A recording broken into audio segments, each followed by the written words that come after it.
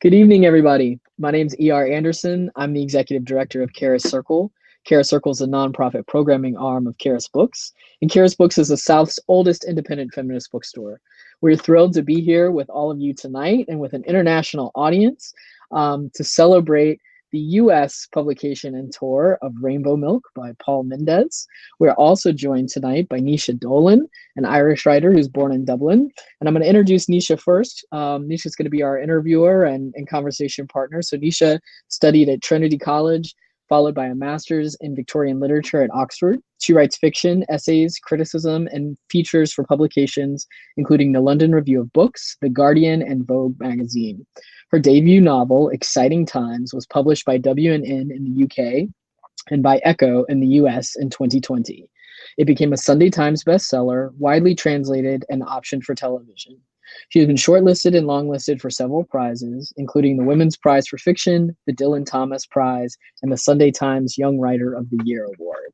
So we're thrilled to have Naosie here with us. And the person of the hour, of course, is Paul Mendez. Paul was born and raised in the Black country. He now lives in London and is studying for an MA in Black British Writing at Goldsmiths, University of London.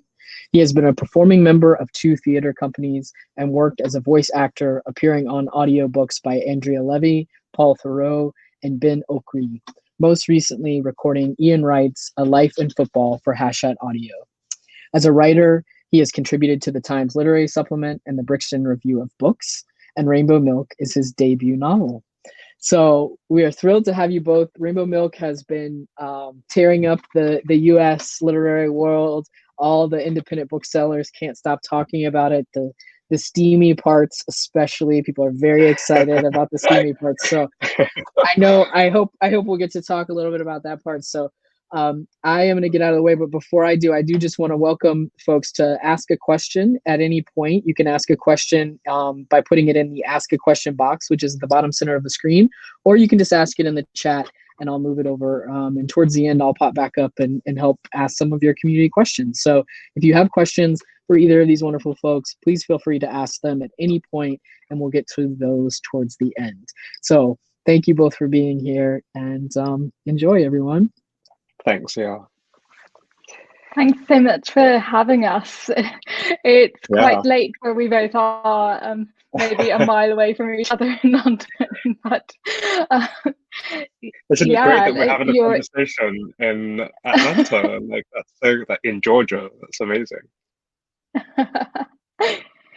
Yeah, and I think that characterizes really the wave of enthusiasm with which this extraordinary novel is deservedly being met. And I was just holding it up to Paul earlier. It's just such a handsome tome. It looks and amazing. It's got good words inside, but let's focus on the packaging first and foremost, obviously. Actually, should we do a matchy cover? Yes, let's do it. Okay. Yours looks better. Your picture's better for some reason. But yeah, you got all the. That's unfair when it's your book, I feel. I know. Then I'm going to plug your book too, babes. There you go. Oh, this is the UK paperback cover. I don't know what your US cover looks like. It's green. Okay. Yeah, I'm not sure if that's a subtle nod to the Irishness.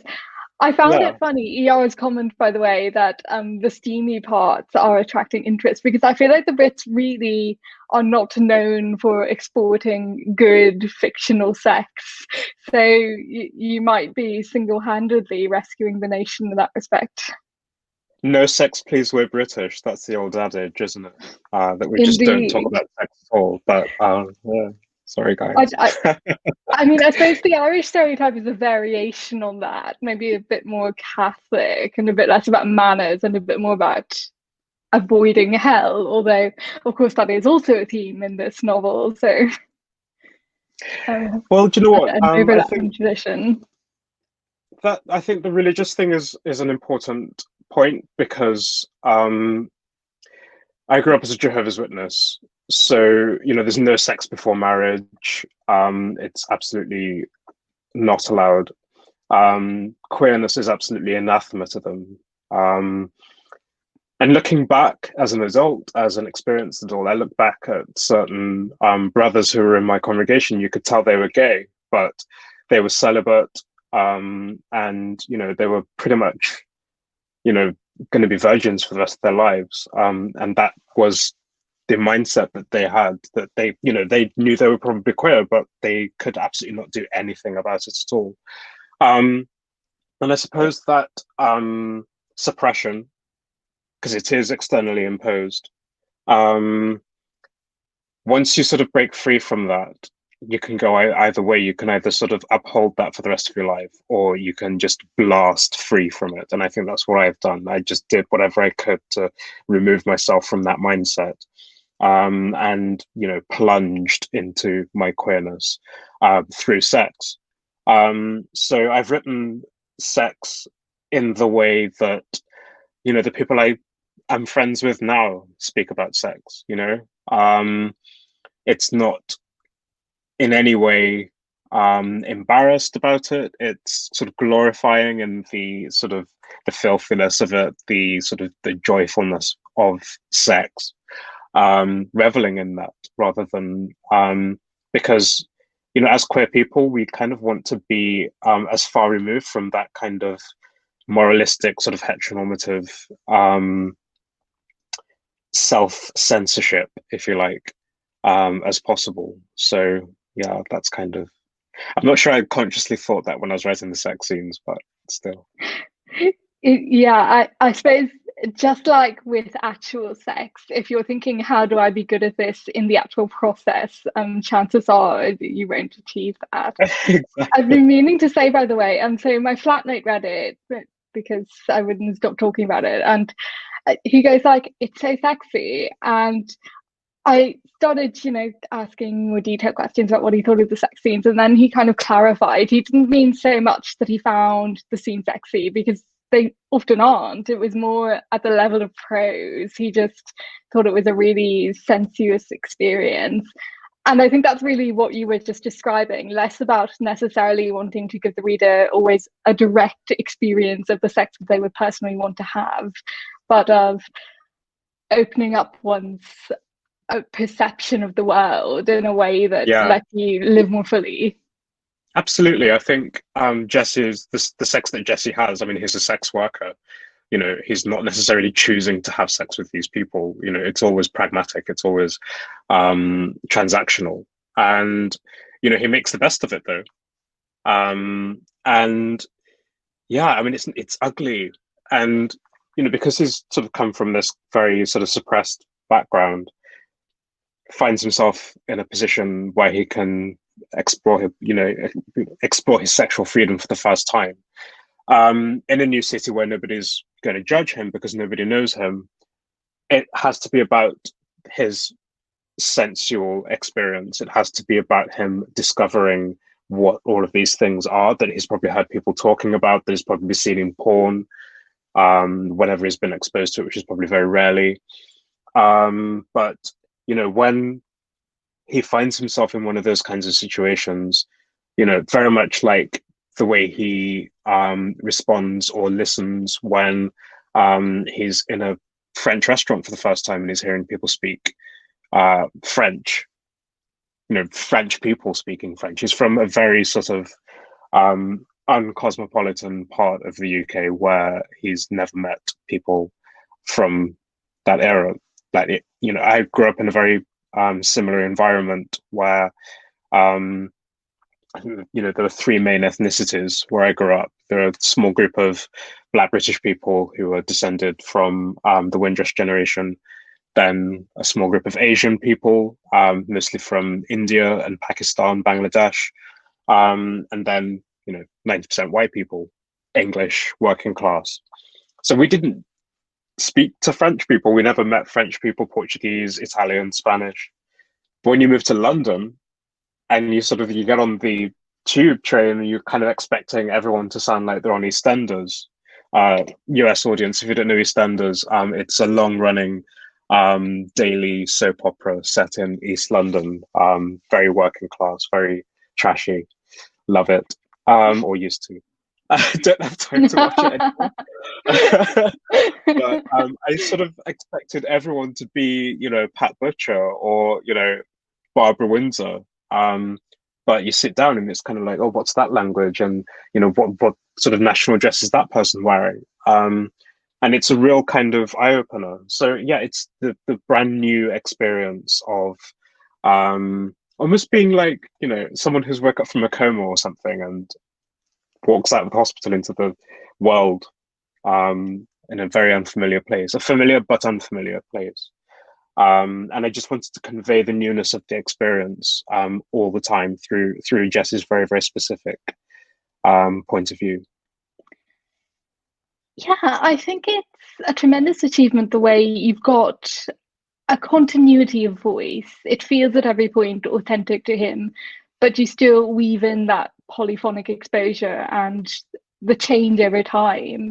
And I think that's part of how this novel has already attracted such a wide spate of fans. Like, you've got some names on, a million sides of this that you wouldn't expect to see clustered together as blurbs. And I think part of that is because even at the level of form, you just do so much that there's something that someone will latch onto and love. Like, for me, it's all these moments of gay culture that I'm just a little bit too young to remember, but I have a kind of secondhand memory, and just seeing it there, it's really fun. And I'm sure it'll be something else for someone else. It's a whole London. I think that's the characteristic of the London novel, really, isn't it? Yeah, absolutely, because London is a constant, but it's always changing. And, I've spoken to quite a few people who moved to London at the same time as Jesse, sort of the early 2000s, and remember it exactly as I've written it, which is a great compliment, but also testament to the sort of, I guess, the impact that London has on a newcomer when they first come here. It's not like anywhere else you've been, really. And I guess it'll be the same for anyone from a provincial part of the United States moving to somewhere like New York, because it is an international city. And, I guess, you could have been the star of whichever sort of school or whatever you went to. But when you get to a big place like London or New York, you're competing with other people who were also the best at wherever and whatever they did. So it's a fantastically sort of affecting experience, moving to the city for the first time, especially if you're someone who's young and vulnerable, because there'll always be people around you who want to appropriate you in some way as well. Let's not forget. And that's an experience that I wanted to convey, but I don't want to sort of go too much into negativities. The gay bars and the just the geography of London and getting to know it for the first time. Like, everyone has been that person, getting on the tube escalator, standing on the wrong side and having someone tap you on the shoulder from behind and tell you to move over. Everyone's had that realization where they've stood at the doors on the tube platform and the doors have opened and people are waiting to get off, but you've sort of walked on completely absent-mindedly, not knowing the etiquette. And when I first moved to London myself, I was 22, which in my terms, like in my years, I was about 12. Like, mentally, I was about 12. That's such a gay thing, I must say. I'm glad it's not. I was 3 when I came here. But I remember, back in the Midlands, we'd get on the bus, like as young people, we'd get on the bus with like a KFC or something, and sit at the back eating our chicken. But I remember being in Brixton and going to the KFC in Brixton and then getting on the number 3 bus, because I was living in Dulwich when I first moved to London. And the bus was packed, and I was sort of sat on like a seat, like in the aisle towards the back, just like eating this greasy chicken. I cannot tell you what I must have looked like. But someone a couple of seats in front just sort of turned around and was just like, disgusting. Rude.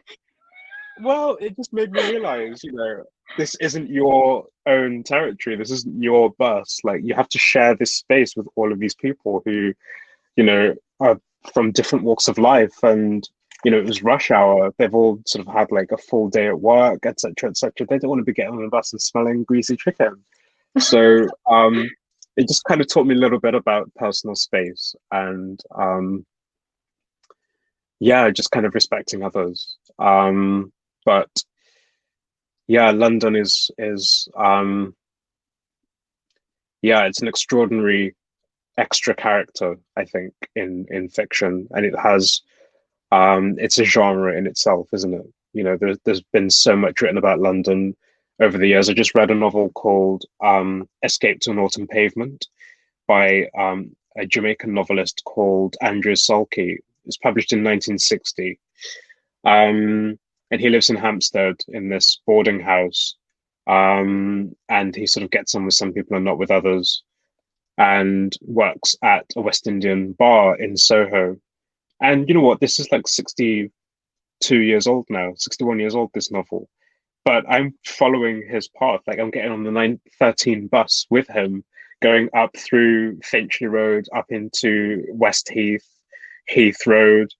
And I can almost pinpoint exactly, like he mentions Flask Walk, which is like 5 minutes from where I live, and that's extraordinary that we can have that kind of recognition and that kind of shared experience over, he died like when I was 13 years old, so I'd never meet the guy, but like he's shown me, like something that I can really sort of grasp in terms of geography, which is amazing. That's what London does. Yeah, I think if you're a transplant like both of us, inevitably you have ideas about London before you come here. And it really does feel, like you say, so intimate and special when that becomes lived reality, and when physically you've followed through the actual process of living in London in the way that the people you admire have done.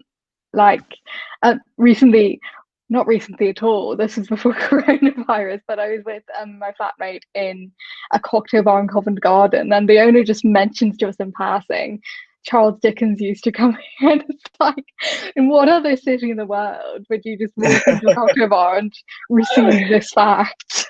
But, yeah, it's interesting though, because I think there's a false binary in our perceptions of London writing, where it's either got a huge epiphany of arrival, like the kind that you portray, or it's about lifers and takes place entirely in that mindset. So Zadie Smith kind of thing, it's all the characters we've known.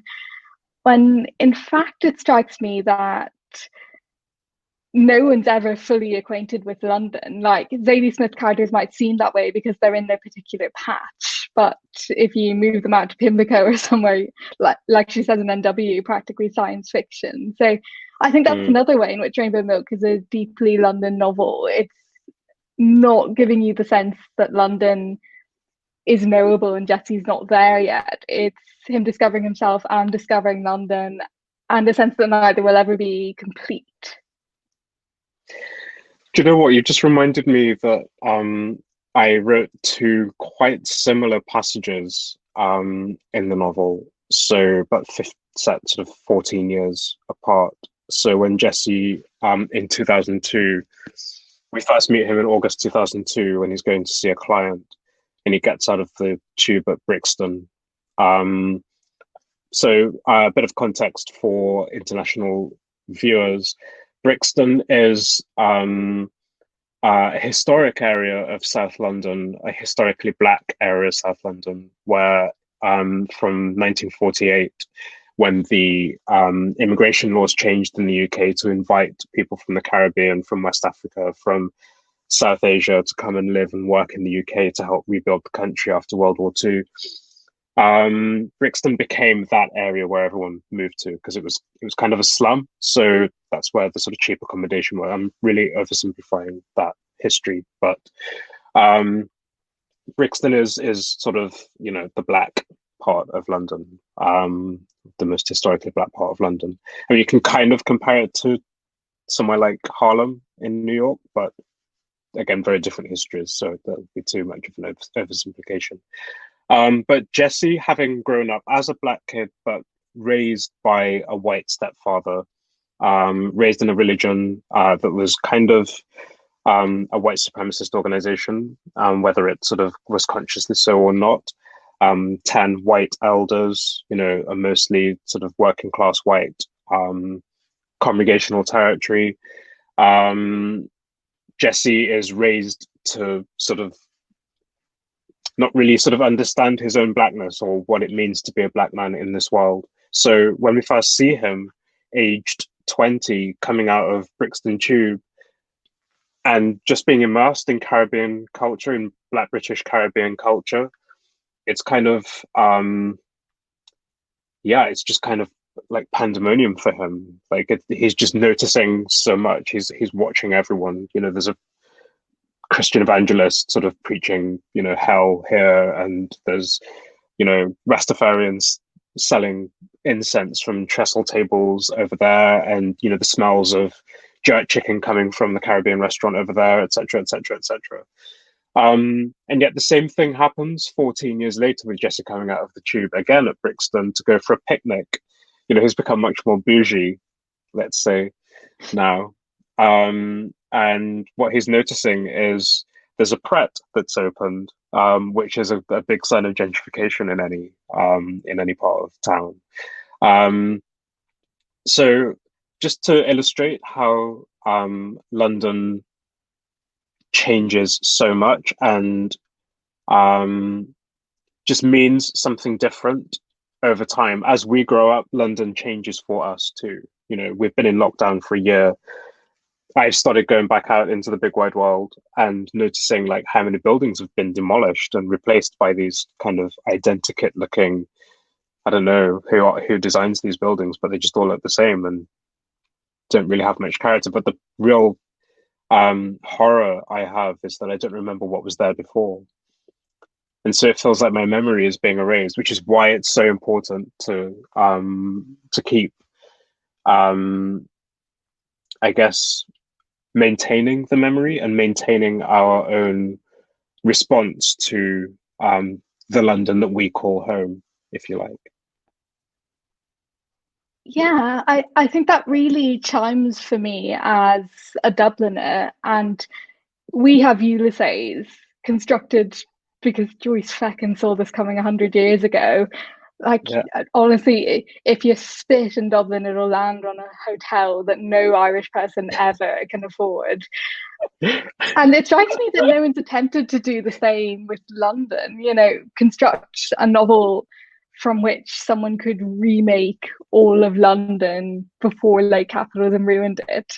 Probably because it's just such a more daunting task. Like, I love Dublin, but let's be honest, it's a town with notions. Like, London is a proper city. It's got twice the number of people as are in my native country. So it seems like all you can do is take your London and try to make it particular and hope that that record can amass so that we don't lose too much.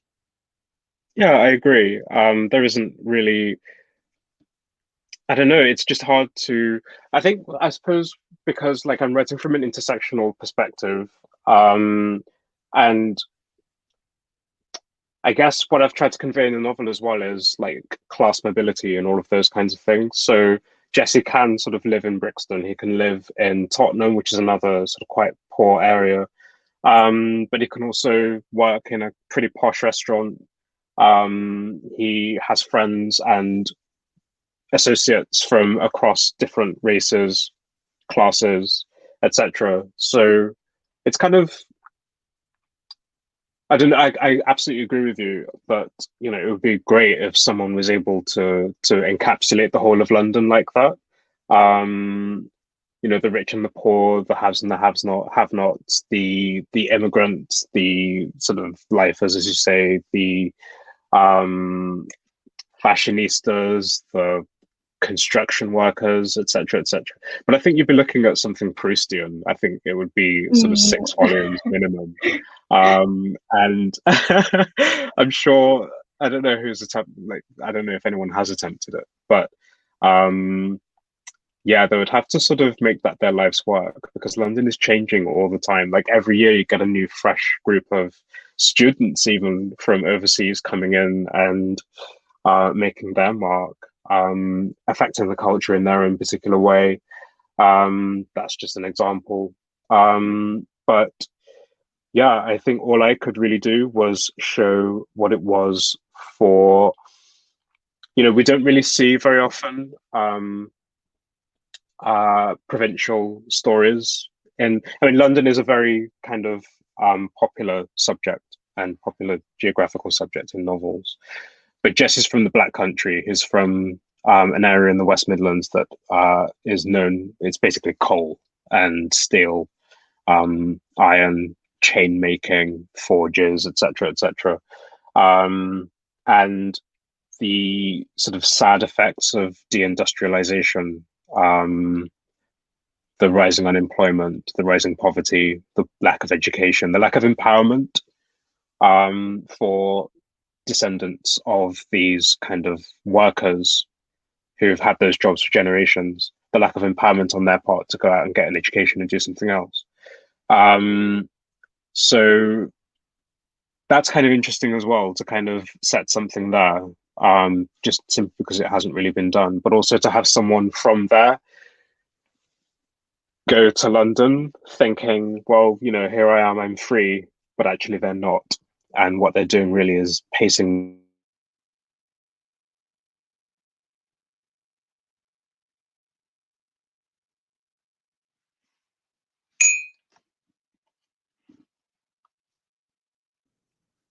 I think Paul's internet just got stuck for 1 second, but hopefully it will come unstuck. Okay. I can entertain you all in whatever fashion until such a time as it resolves. Gosh, I'm just relieved it's him and not. I don't mean I'm relieved that it's him and not me. I just mean my internet is terrible, so I just straight up assumed that it was my fault there. No. I cut out actually there. Okay. And it's happened a few times. It's happened like every night this week, actually. It's like really annoying. Yeah, but we're both in quite old houses, so I think it's just these walls are very thick and they don't readily admit any iteration of G. You couldn't get 10G in here, probably.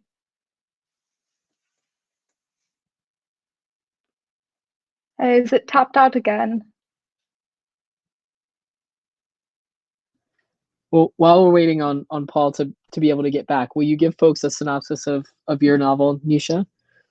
Yeah, sure. So mine, like Paul's, is about a hustler with an autistic streak kind of finding themselves. But in my case, it's a young Irish woman named Ava who comes to Hong Kong, and she has two relationships. The first is with Julian, a male British banker, and the second is with Edith, a Hong Konger who's a lawyer. And she really ends up having to choose between, I suppose, the repressed, easy way of living and a more freewheeling style, as these two people presented to her. Is Paul back? Well, I can hear you. I just heard your description of the book. Yes, we have you back, Paul. We see you and hear you. I'm so sorry. I think it's because they're doing the Wi-Fi around here at the moment. They're sort of replacing all of the Wi-Fi, so that's probably why I've been having problems all week. So what were we saying? What were we talking about? I think actually we were talking about how London is constantly being built and rebuilt, and so you can't ever capture it. Can't even capture yourself sometimes. They were doing it that's true. Years ago. It was the same. But do you feel the same about, because you've written, your first novel is set in Hong Kong. So do you feel the same about that? That it's, did you feel that it was an easy city to write about, or did you feel that it was more about the human aspect rather than the geographical? Yeah, I think certainly I wouldn't be the right person to attempt a Proustian scale portrayal of it, because I don't speak Cantonese. So there's this whole layer of Hong Kong's life that I would just never be able to capture. So I think I kept my portrayal intensely interior. I think it would definitely be an impossible ambition on the scale of writing about London that way. I would love to see someone tackle it. I think Kit Fan would do an excellent job if he ever put his hand to it. Kit Fan, for people who don't know, is the author of Diamond Hill, another excellent debut that was just out this year. I just feel like we're killing it on this side, and it's so nice to see the US appreciating. So go on doing that. But I mean, I would also love to see your Proustian London, I must say. Like, it struck me while you were describing that kind of portrayal and its impossibility that it is kind of what Dickens attempted, but the failure is always the angle that he comes at. So he's attempting a high to low, but you're getting the high view of what he regards as the low, and it's kind of difficult to read it without your stomach turning a little bit. So maybe if someone tried that and was less condescending about it, I think that would be an interesting result to read. You know, I haven't read much Dickens, but I can guarantee I would probably recognize a lot of what he was saying, because he was a very humanist writer. Like, he wrote about people, poor people especially.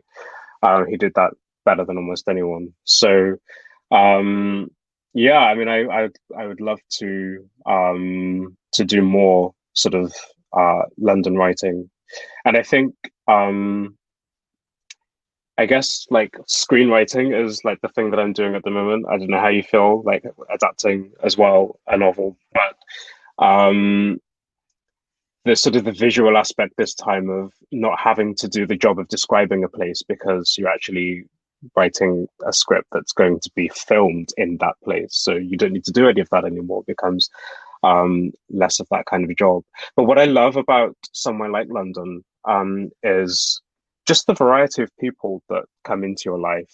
You know, you meet people from all over the world, you meet people from different classes. And I think this is kind of specific to queer people as well, because, you know, when you go to a gay bar, especially if you're young and pretty, let's face it, you will meet lots of different a people. both of us know well. Well, quite, you know. We're always What like are we this. like? You guys know, we're not putting this on. This isn't a bit. This is what we are like. But you know, I mean, I got to sort of, I didn't know anything about classical music or fine art or, you know, certain literatures until I moved to London, came out and started hanging out with these types of people, these kind of, you know, bourgeois gays, you know. I sort of feel like Baldwin was very similar. And if you read something like Tell Me How Long the Train's Been Gone, he describes that kind of process of becoming bourgeoised or embourgeoised, I think the word is, really beautifully. So Leo Proudhammer grew up in Harlem, and then starts hanging out with these kind of like Chelsea loft types who are sort of very kind of weed smokingly sort of chilled about everything, very kind of, yeah, whatever, you know, let's party types. And they are method actors.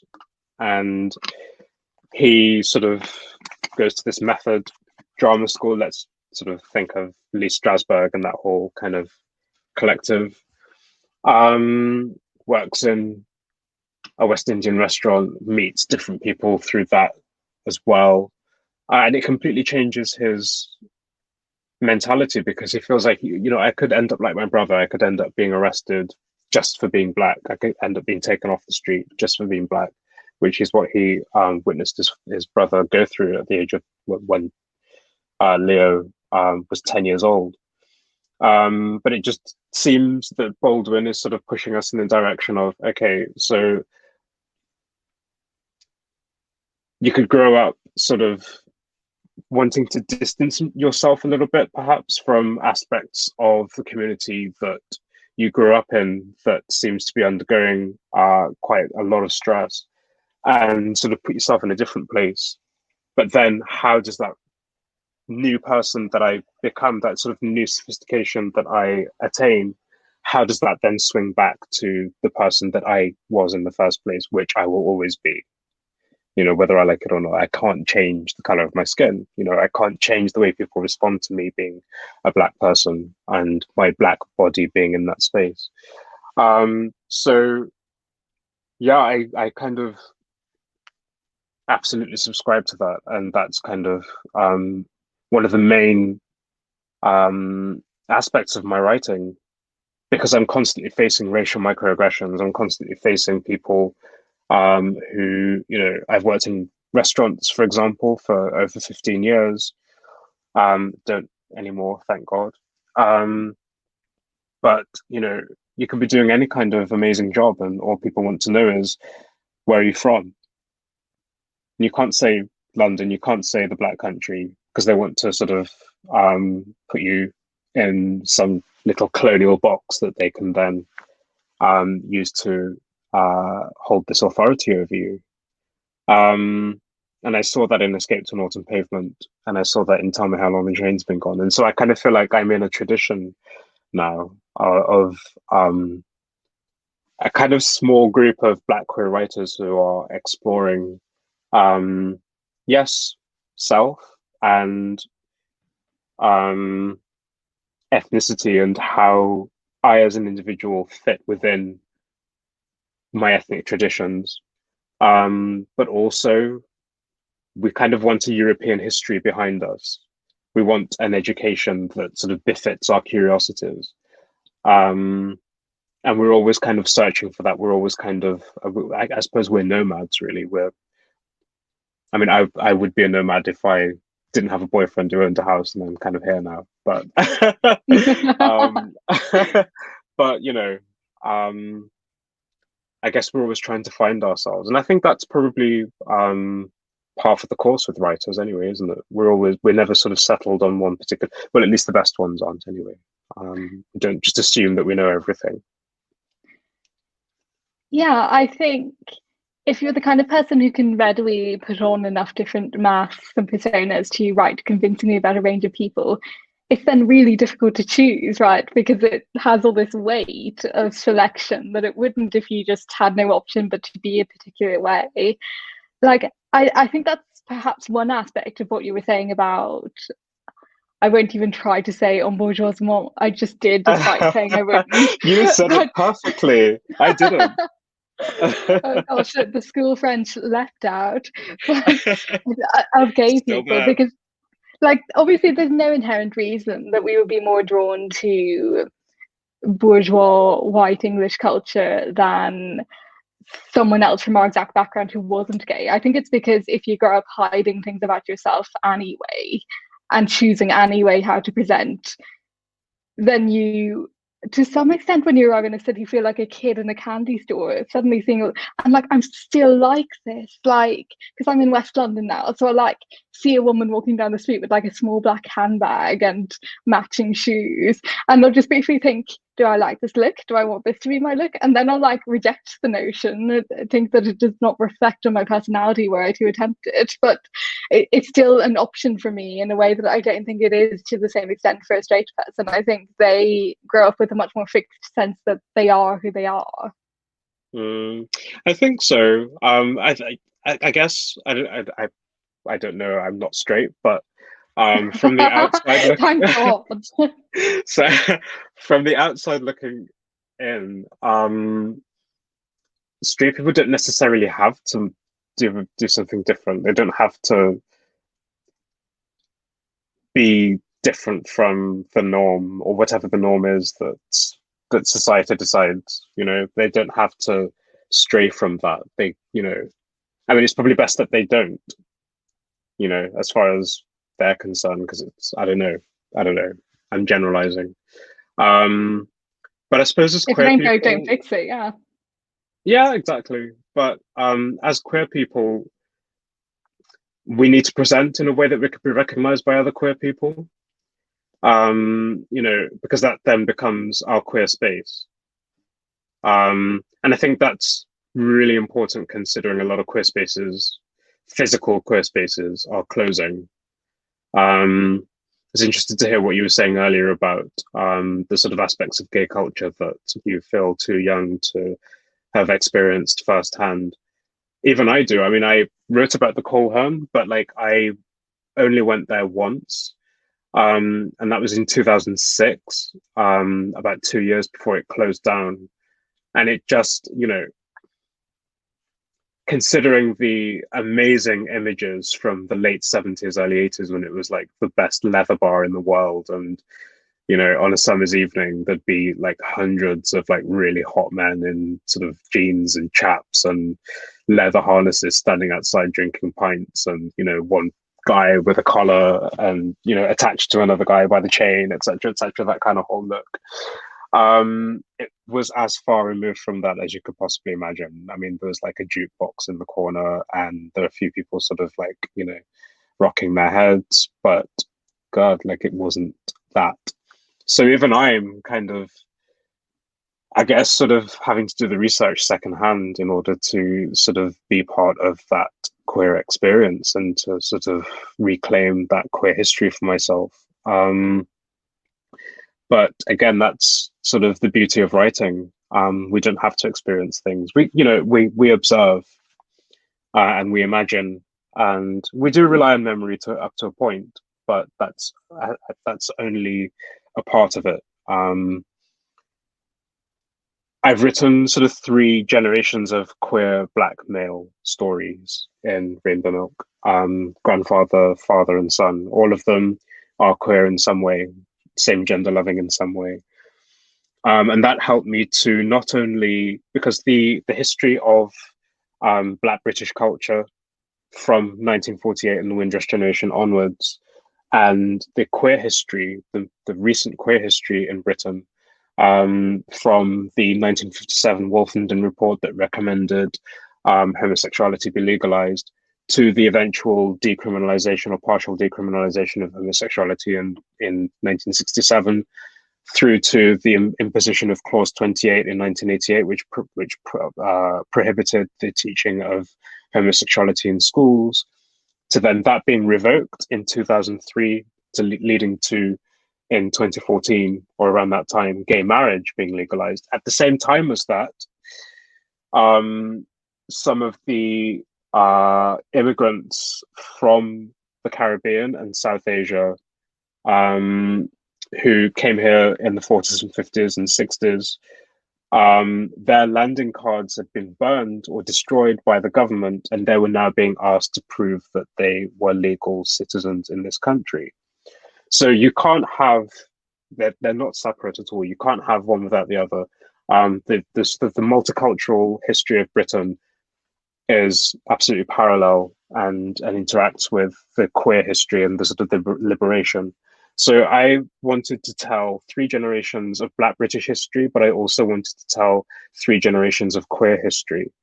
And I felt that Jesse, being someone who lives in the early 21st century, as a 3rd generation Black British immigrant, sort of, despite all the terrible things that he goes through, is privileged as a queer person living now to be able to look back and rehabilitate the generations who came before, who weren't able to tell their stories, who weren't able to live the lives that they wanted to live. So I think it's just always very, very important. And I don't think straight people have to do that necessarily. I think as queer people, and as Black queer people of color, we're much more responsible for the past than other people are. And for, I just reviewed an anthology of scholarly essays on Black British and Asian British writing in Britain. And so considering this is supposed to be about Black British history, there were 2 Black contributors. I think I told you this when we last spoke, but like I just couldn't believe it. 2 Black British contributors to an anthology on Black British writing. I don't know. I want to hear screams from you guys in America, because I just know that you just would not have it. Like you would not have it. Yeah, this country just cannot be explained. No, right? I mean, and I just couldn't believe it. And I just really had to sort of stop and think, well, why is this? Is it a dearth of Black scholars in English literature that's the problem. And I think it probably is, but it's not just about, getting, postgraduates and doctorates through, in terms of people of color. It's teaching people from the absolute beginning of their education that their presence matters in history. My whole school curriculum in English literature was just dead white men. It's taken me until my mid to late 30s to realize that there were 70 novels published by Caribbean authors in the space of 15 years in this country. I couldn't name 5, and these, I'm starting to rediscover them. And therefore I'm starting to get commissions left, right, and center because people now think, oh, he's the expert on Caribbean writing. I'm not. I'm just trying to discover it for myself. Okay, like, leave me alone. Leave me to learn. But that it just goes to show the lack of engagement with past generations that has been kind of it's been allowed to carry on for far too long, and it's meant that there are some great writers like Andrew Salkey, who I mentioned earlier. You would love Escape to an Autumn Pavement. You would absolutely love it. It was republished by P. Paltry in 2009, so you should be able to get a copy on Abe or something. Okay. But the writing, definitely do please, because the writing is so good. The writing is so sharp, so witty, so sardonic, so kind of it's just that emoji, like the sparkly emoji, like it's just that, like it's amazing, and it deserves to be part of the canon. Certainly, it certainly deserves its place, in my opinion, as an initiatory Black British queer text. So yeah, history and the present. Yeah, I think that's another interesting aspect of what you were saying about that conflation of British queer culture with being white and bourgeois, because if things are such that a certain degree of safety is needed to be openly queer, then of course that's what's going to get historically canonized as queer, the Oscar Wilde emblem of doing it, Ian Foster, what have you. So that's why it's so important to have intersectional contributions. Or that was a clumsy way to word it, because obviously everyone's at an intersection. It's just not acknowledged with Wilde. That's just taken as neutral queer. But I hope we're seeing a change, and that the more accurate representations of the breadth of queer life won't get lost, because it really is a shame when it's set up as some kind of binary. Yeah, I agree. I think the thing is with Salkey's book, I keep sort of coming back to it, but it's like literally taken over my life recently. So, when that happens, it's just wonderful, and you can't stop talking about a book. It's great. But I mean, everyone's about to meet one that will give them that feeling. So let's fingers crossed on that one. Yes. But I feel like Salkey's book is so similar to mine. Like Johnny and Jesse are very, very similar characters. Like they have so much in common. But because Salkey was writing in 1960 when homosexuality was still illegal in the UK, he's very reticent in his sex scenes, actually. So Johnny, the central character in that book, is bisexual, and he's actually in the sort of middle of a love triangle between a woman and a man. And he doesn't sort of go there in terms of writing about sex with the man at all. But even the sex scenes of the woman are very, very kind of coded. And I kind of felt sorry for him reading it, because he's just so kind of lucid about everything else. And yet, because of the time in which he's writing, he just really didn't feel like he was able to go there. And the other interesting thing about Escape to an Autumn Pavement, despite the fact that he held back so much in terms of the sex, it was greeted with absolute silence on publication. And, Andrew Salkey was like a big figure at the BBC. He was, the editor, one of the editors of Caribbean Voices on the BBC. introduced V.S. Naipaul to Andre Deutsch. You know, he started Naipaul's career. You know, he was like a de facto sort of literary agent, broker, publicist for loads of Caribbean writers at that time who later had really great careers like Selvin, Lamming, etc. And yet he brings out this brilliant novel, and everyone's like, "Oh, it's queer." Like, you know, yeah, one USP at a time, please. That's so like British television. Which, you know, and I don't think much has changed. I think people, you know, so many people have said to me, "You're so brave." Why am I brave? Why am I brave? I've just written sort of some, you know, I've written the book that I want to write. Like, it's not brave. I haven't been brave, you know. If anything, I've not been courageous enough. Like, I could have. There were aspects of Rainbow Milk where I kind of thought, well, actually, you know, do people want to read this? And I, you know, I feel bad for censoring myself like that, because, you know, I should have been braver. I should have been more radical. That said, I'm proud of what I've done, and hopefully I'll have a career in which I can sort of be braver with other books. But we'll see. It's definitely a book that will inspire anyone who reads it to continue spending time with your work and hopefully tracking the exponential and unending rise in bravery. I mean, I think it's brave in the good sense of taking artistic risks. Subject matter is a really strange thing to call brave because, like, people do know it's not real, right? But and it's also, you know, even if it is real, which it's not, but it's similar to my experience. You know, I'm a black guy for a gay guy from the West Midlands. I grew up as Jehovah's Witness. I have been a sex worker. You know, I have had sex with men.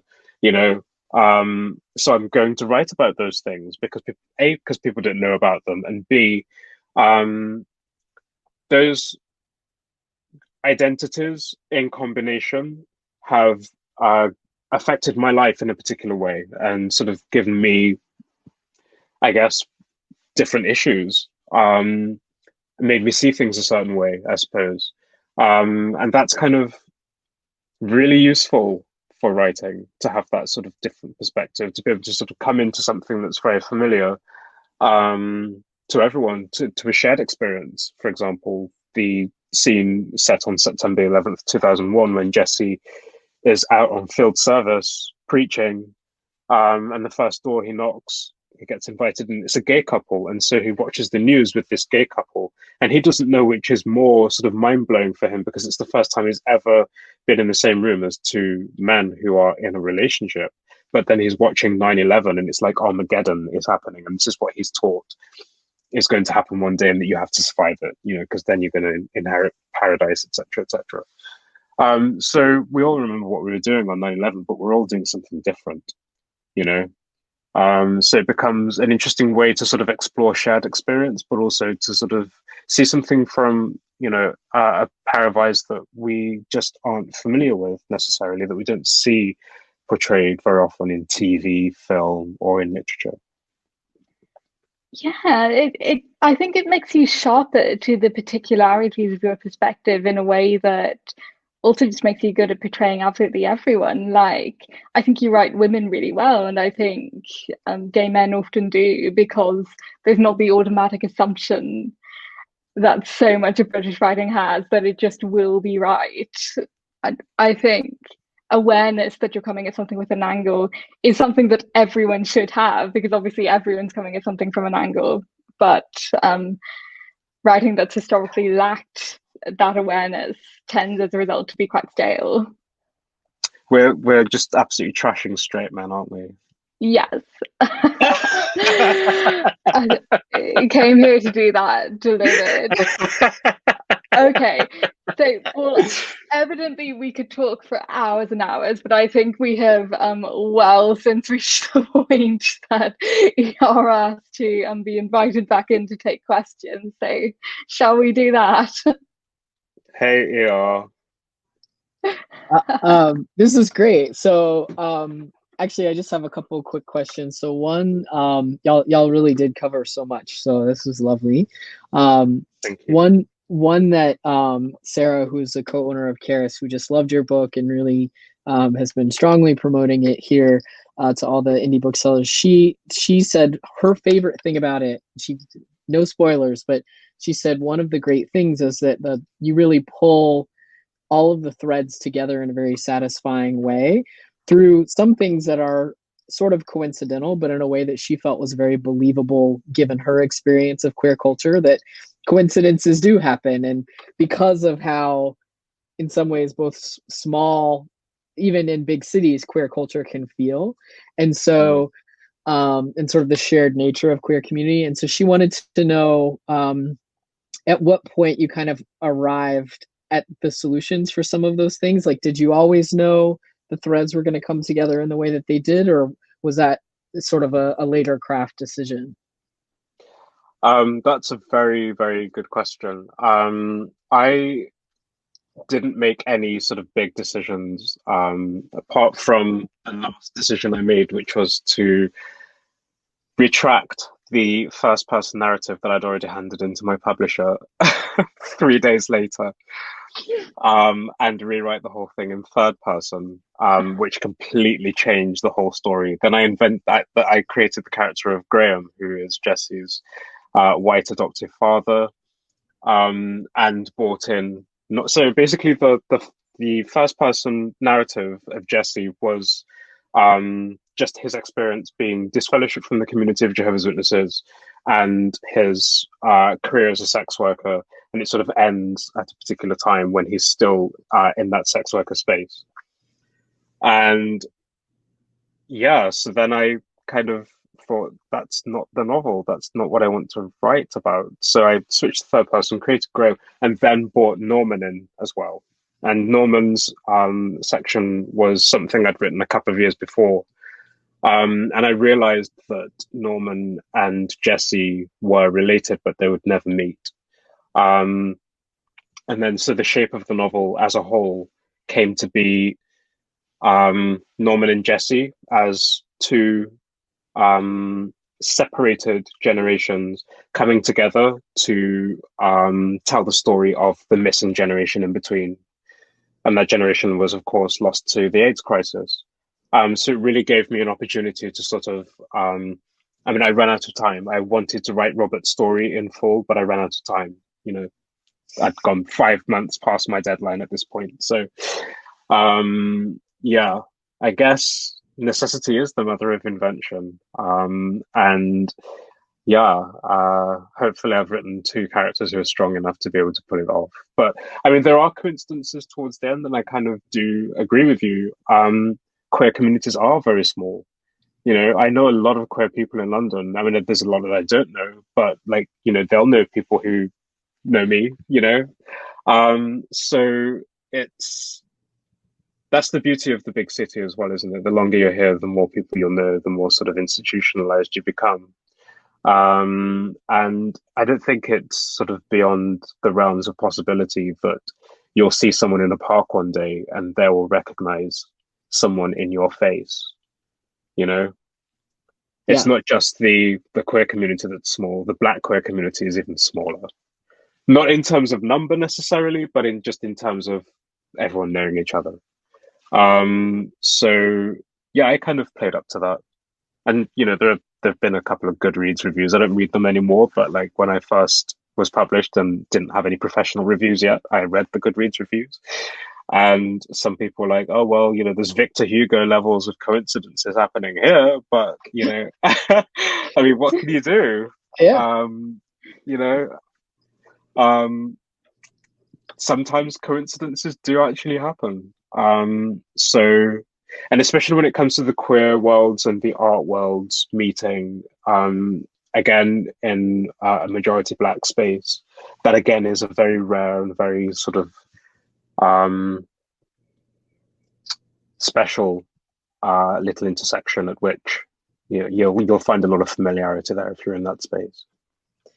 I wondered you know, as an American, we're often very U.S. centric, but I wondered if the Black country is similar to U.S. Appalachia, so the coal mining parts of the United States, and the culture there, you know, has a deeply religious culture in general there. And I was thinking about our traditions of Appalachian literature and the narrative of leaving home and coming home, and particularly there is a good queer Appalachian literature tradition of people who leave and long for the land and the stories of home, but can't stay because they're queer and because of religious fundamentalism. And so I was thinking about that and thinking about your book, and I don't know if that's an apt comparison because I don't know enough about the region that you're from. But is there a tradition? Is there a broader tradition about the region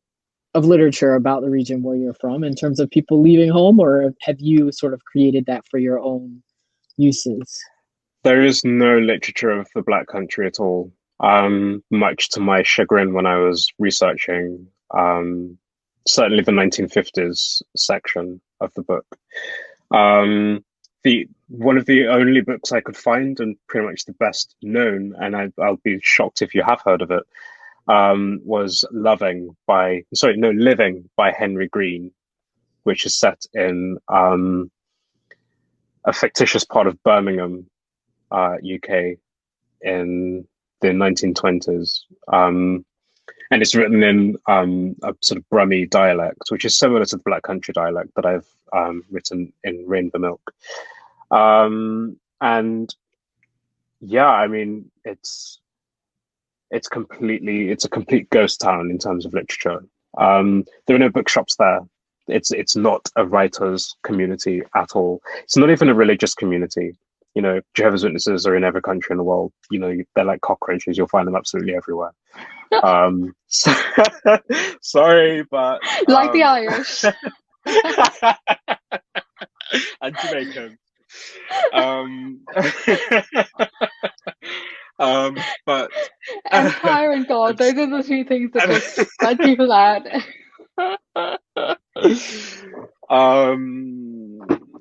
I tell you what, though, it's a very poor place, and it's a very poorly educated place, and you know, it's a very right wing place. The British National Party were massive during my childhood and adolescence there, so it was like, you know, it was a tough place to be Black.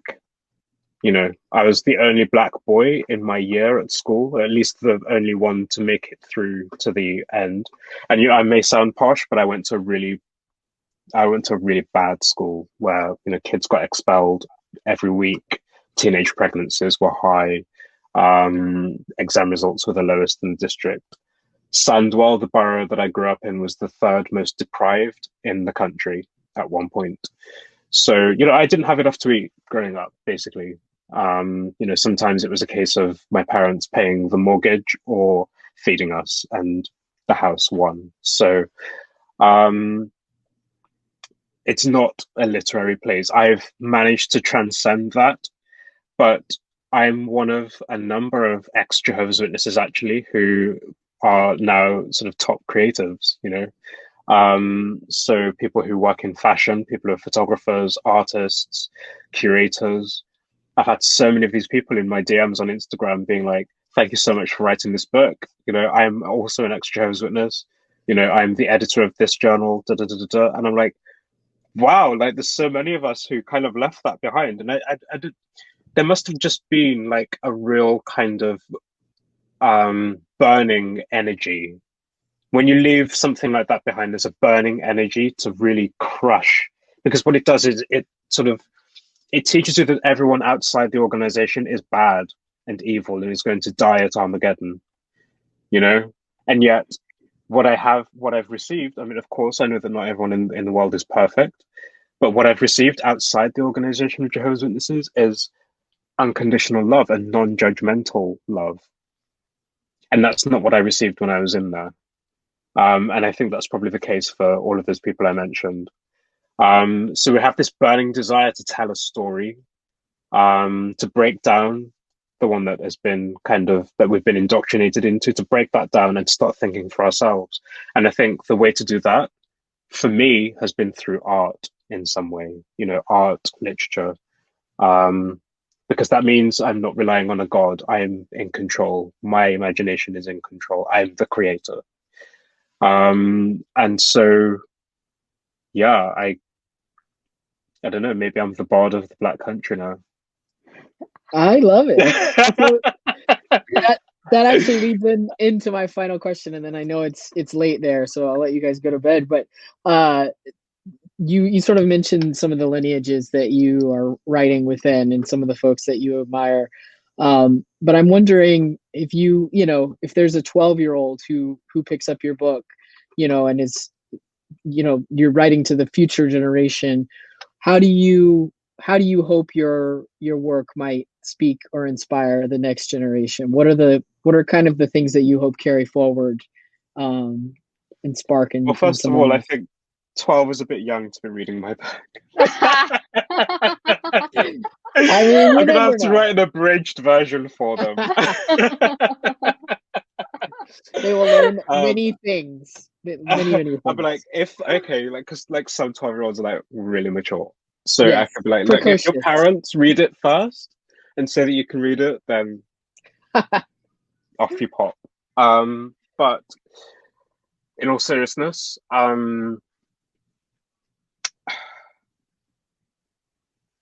there are so many more queer stories being written now, and queer writers of color writing stories that there is a canon for 12-year-olds to go to now.